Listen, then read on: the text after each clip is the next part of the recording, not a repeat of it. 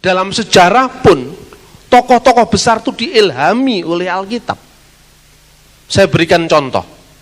Tahun 2001, saya kadang-kadang tidak sadar, saya pernah menulis satu buku yang judulnya Religi dan Religiusitas Bung Karno. Ini sampai 3 kali cetak ulang, di belakang itu masih ada sisa-sisa dari buku 10 tahun yang lalu.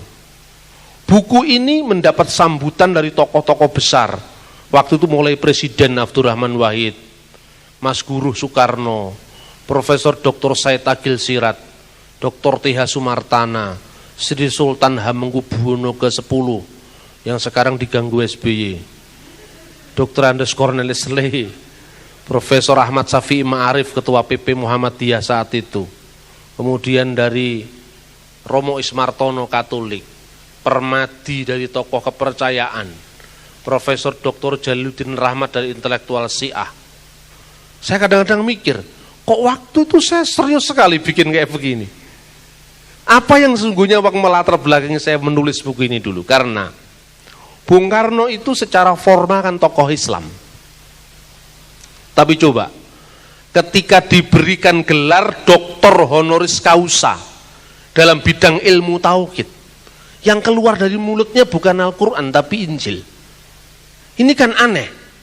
Ketika Bung Karno menghadapi perdebatan tentang Indonesia ini negara agama atau negara sekuler, yang dikutip sabda Yesus, berikanlah kepada Allah yang wajib kamu berikan kepada Allah, dan kepada kaisar yang wajib kamu berikan kepada kaisar. Ketika Soekarno menghadiri Kongres Muhammadiyah 1965 di kota Bandung, Bung Karno mengatakan, jikalau aku teringat akan anak-anak kecil itu, saudara-saudara, aku teringat akan siapa? Aku teringat akan Yesus van Nazaret. Yesus van Nazaret bersabda, "Bring the kinderen tot mij." Biarkanlah anak-anak itu datang kepadaku, karena dia yang akan memperoleh Koninkrag van God, kerajaan Allah. Untuk menulis buku ini saya wawancara dengan Ibu Hartini, istri Bung Karno. Beliau ngomong dalam bahasa Belanda dan saya tidak lancar bahasa Belanda. Saya hanya mendapatkan 1 semester bahasa Belanda ketika saya kuliah di Fakultas Hukum. Kemudian untuk mengakali supaya saya nggak lewat apa itu pikiran-pikirannya, saya bawa tip rekaman, saya rekam. Nah kemudian setelah itu saya terjemahkan pelan-pelan, kalau saya salah saya tanya ahli bahasa Belanda. Dia bilang apa?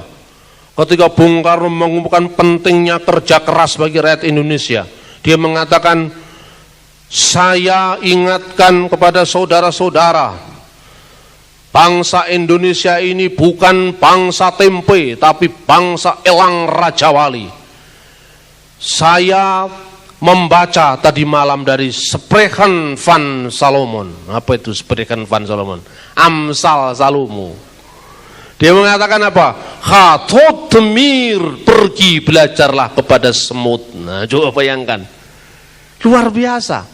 Bahkan ketika tahun 1930,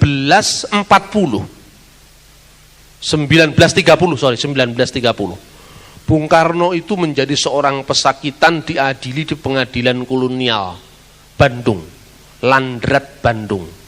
Lan itu adalah negeri, rat itu pengadilan negeri. Di hadapan seorang hakim kolonial Belanda, namanya Tuan Singelbeck van Hukelom. Bung Karno duduk di kursi terdakwa dan ditanya, Menir Soekarno, apakah Menir seorang yang revolusioner? Ya, saya seorang yang revolusioner. Berarti Tuan menggerakkan revolusi dengan kekerasan. Tuan menggerakkan revolusi dengan berdarah-darah. Tidak, saya seorang revolusioner, tetapi saya seorang yang anti kekerasan. Di mana kamusnya Menir Soekarno? Ada revolusi tanpa kekerasan, ada revolusi tanpa pertumpahan darah, ada revolusi yang niet met bommen en granaten, tanpa bom dan granat. Dan siapa tokohnya kalau memang ada revolusi damai seperti itu yang bisa mengubah dunia? Bung Karno menjawab, ada. revolusi damai yang mengubah dunia tanpa pertumpahan darah. Tokohnya adalah Yesus van Nazaret. Dia mengubah dunia tanpa harus merusak dunia. Ketika dia mengatakan ada tokohnya Yesus van Nazaret, Singelbeek van Hukelom kaget setengah mati, matanya klom-klom. Bingung, Soekarno kok bisa ngomong seperti itu? Ini kan tidak pernah ditulis orang gitu loh. Tokoh seperti Bung Karno bisa mengatakan seperti itu karena spirit apa yang ada di dalamnya? Spirit khotbah di atas bukit. Dan tokoh di balik semuanya itu adalah Yesus orang Nazaret. Mahatma Gandhi, seorang tokoh besar, seorang nasionalis India. Dia menggerakkan ahimsa, emoh kekerasan, tanpa kekerasan. Gandhi, nasionalis India inilah diilhami oleh khotbah di atas bukit. Luar biasa. Kemarin Pak Johan Effendi, mantan Menteri Sekretaris Negara, ketika membuka musyawarah besar Indonesian Conference on Religion and Peace, kebetulan saya menjadi salah seorang formatur yang memilih kepengurusan yang baru. Organisasi ini didirikan oleh Gus Dur tahun 2000. Beliau juga mengawali refleksinya dari khotbah di atas bukit. Betapa pentingnya ajaran-ajaran Yesus.